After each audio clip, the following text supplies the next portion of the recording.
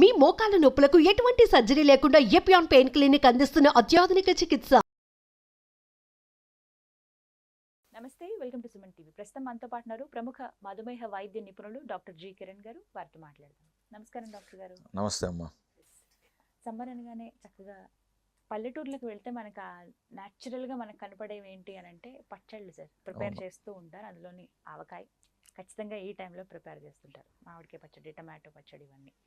So అలా కలిపారు కదా, ఫ్రెష్గా ఇప్పుడే కదా స్టార్ట్ అని చెప్పి అన్నం పెట్టుకోవడం మొదలు పెట్టగానే ఒకటో ముద్ద రెండో ముద్ద అలా దాంతో తింటూనే ఉంటారు. సో అంత టెంప్టింగ్గా ఉంటాయి మనకి. ఇయర్లీ ఎంత సంవత్సరం అంతా తిన్నా కూడా సమ్మర్లో తింటే ఆ కిక్ వేరండి.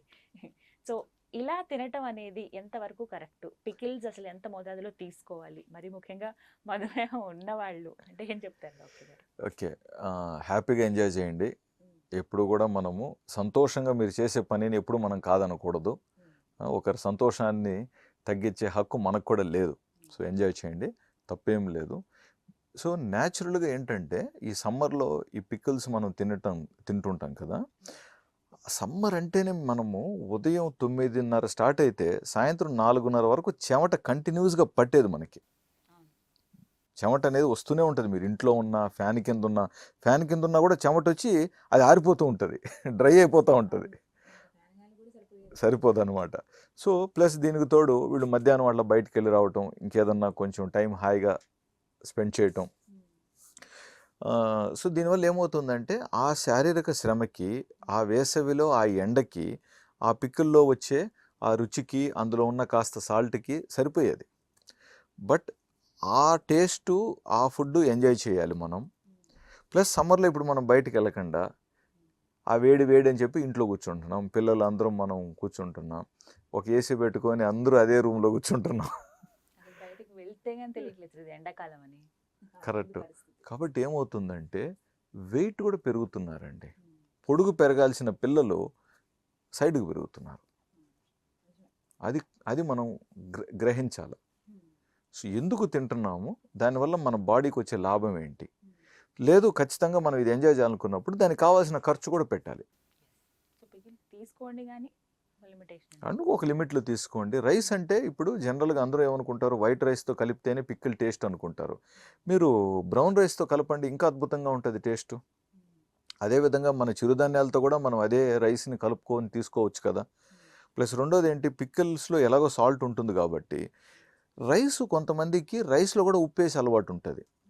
రైస్ వేసేటప్పుడు అక్కడ దయచేసి ఆ ఉప్పు వేయకండి. దయచేసి రైస్ వండేటప్పుడు ఉప్పు అందరికీ ఎప్పటికైనా సరే అండి, రైస్లో ఉప్పు వేయటం మానేయండి. రైస్లో ఉప్పు వేయటం మానేయండి. చపాతీ పిండి కలిపేటప్పుడు అందులో ఉప్పు వేయటం మానేయండి.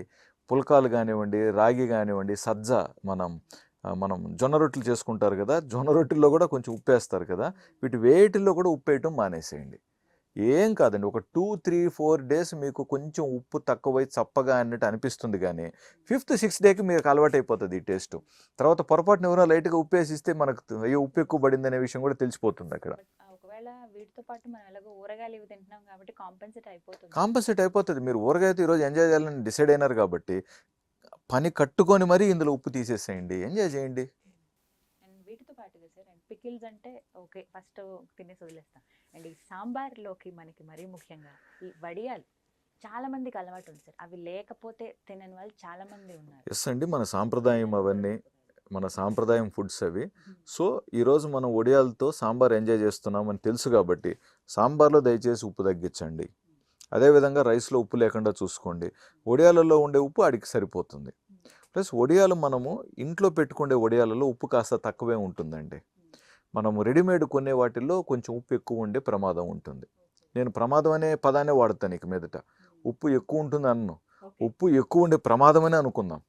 గుండె హార్ట్ అటాక్ అనేది ఎంత ప్రమాదమో, ఆ ప్రమాదం అనే పేరు ఇక్కడ వాడితే అది అప్పుడు ప్రమాదం కాకుండా ఉంటుంది గుండెకాడ. ఇవన్నీ మనం చూసుకొని హ్యాపీగా.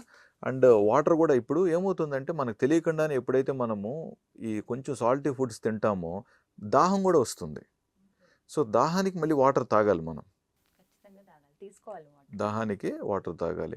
ఆ దాహాన్ని తీర్చడానికి కొంతమంది తెలియకుండా ఈ మళ్ళీ సాఫ్ట్ డ్రింక్స్ కానివ్వండి, ఇంకేదన్నా మరి మళ్ళా దాంట్లో ఉప్పు వేసి కలిపిన మజ్జిగ తాగటం కానివ్వండి, బటర్ మిల్క్ రెడీమేడ్ ఇవి దొరికినా సరే ఇంట్లో మజ్జిగ చేసినప్పుడు కూడా మళ్ళీ కొంచెం ఉప్పు వేస్తారు కదా, అక్కడ ఆ ఉప్పును అవాయిడ్ చేయాలి. ఒక ప్లాన్డ్గా చేయండి అంటున్నా. ఒకటి కావాలంటే ఒకటి అడ్జస్ట్ అవుదాం అంతే. అంతకుమించి మనం ఎవరిని కూడా కఠినంగా మనము పనిష్మెంట్ ఇవ్వట్లేదు. బట్ ఇందులో ఇంకోటి అంటే డాక్టర్ గారు ఒకటి చెప్తారు, సరే ఊరగాయలు తినొద్దు అన్నారు కదా, అవి ఎక్కువ ఉప్పేస్తారు కాబట్టి ఇన్స్టెంట్ గా కొన్ని పచ్చళ్ళు మనం చేసుకుంటాం రోట్లో నూరెనివి.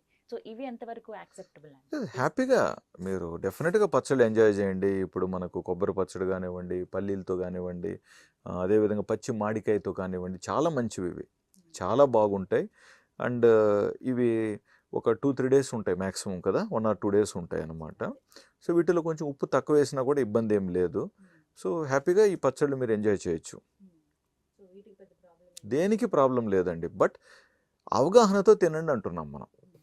ఈవినింగ్ టైమ్స్ లో సార్ ఇదే మనకి పిల్లలకి మరీ ముఖ్యంగా వెళ్ళగానే టెట్రా ప్యాక్స్ లో దొరికే వాళ్ళ చిప్స్ అనేవి, సో అవి ఎక్కువగా ఇష్టపడుతూ ఉంటున్నారు. Yes. సో ఇవి మంచి పాయింట్ రేస్ చేశారు. ఇప్పుడు ఎలాగో ఒడియాలు అనే టాపిక్ ఎత్తారు కదా, సో మంచిగా ఒడియాలు ఎంజాయ్ చేశాం కదా, మళ్ళీ వీళ్ళకి ఎందుకు చిప్స్ కొనియటం సాయంత్రం?